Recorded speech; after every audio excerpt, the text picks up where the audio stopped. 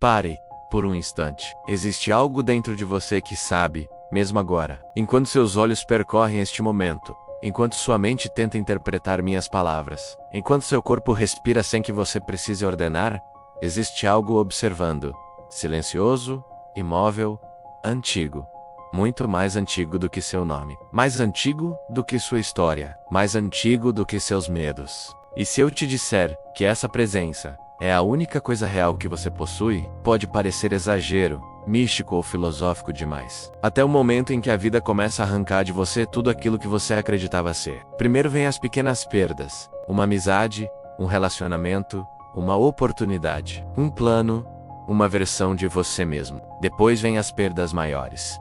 A juventude, as certezas, a inocência, as ilusões. E para alguns vem o silêncio brutal de olhar para alguém que partiu e perceber que o corpo continua ali, mas aquilo não está mais. E então, pela primeira vez a pergunta aparece: se tudo pode desaparecer, o que permanece? Essa pergunta não é tristeza, não é crise, não é fraqueza.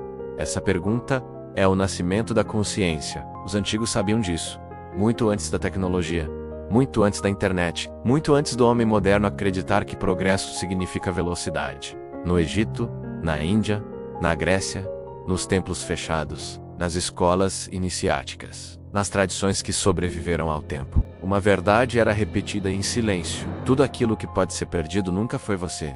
Respire isso. Seu corpo pode mudar, seu rosto pode envelhecer, sua voz pode enfraquecer, sua posição pode desaparecer, seu dinheiro pode sumir, seu status pode evaporar, até sua história pode ser esquecida. Então eu te pergunto, quem é você sem nada disso? Aqui, quase todos recuam. Porque descobrir quem você é, significa primeiro descobrir quem você não é.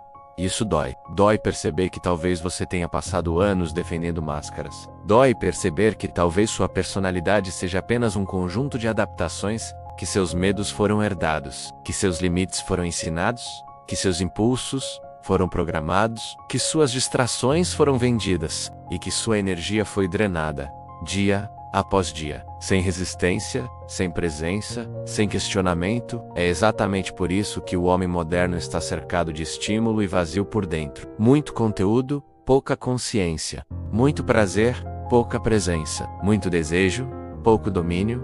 Muito corpo, pouca alma. E nenhum espírito. Os hermetistas chamavam a origem de tudo de o todo. Não um deus tribal, não uma figura, não uma religião. O todo, aquilo que não pode ser dividido.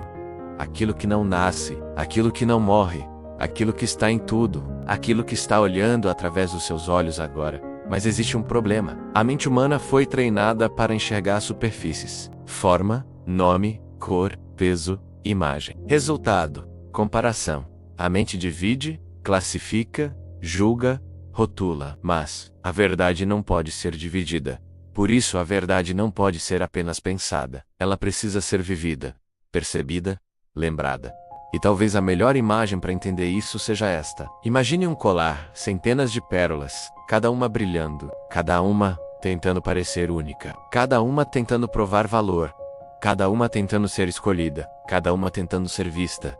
Soa familiar. Agora observe, dentro de cada pérola passa o mesmo fio, o mesmo, não muitos. As pérolas são os corpos. A passagem individual do fio é a alma, e o fio completo é o espírito. Enquanto você vive apenas como pérola, você compete, compara, deseja, controla, teme, possui, perde, sofre. Mas no momento em que percebe o fio, a guerra termina, porque você finalmente entende que nunca esteve separado. E aqui começa o verdadeiro poder. Não o poder de dominar pessoas. Não o poder de seduzir corpos. Não o poder de acumular seguidores. O verdadeiro poder é dominar a si mesmo. Dominar seus impulsos, dominar sua energia, dominar sua sexualidade. Dominar sua atenção.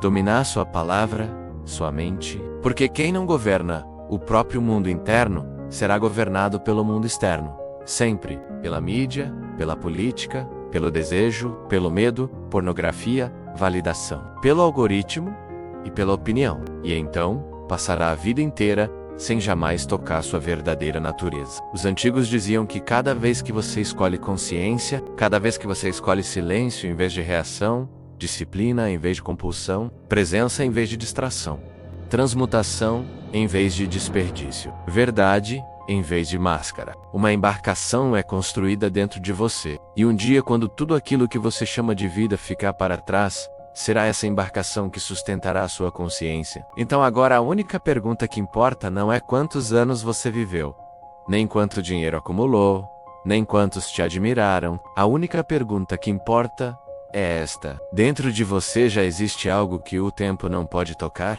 Ou você ainda está construindo uma vida inteira em cima daquilo que inevitavelmente vai desaparecer? A chama continua acesa. Ela sempre esteve. A questão nunca foi onde ela está. A questão sempre foi quando você vai parar de fugir dela.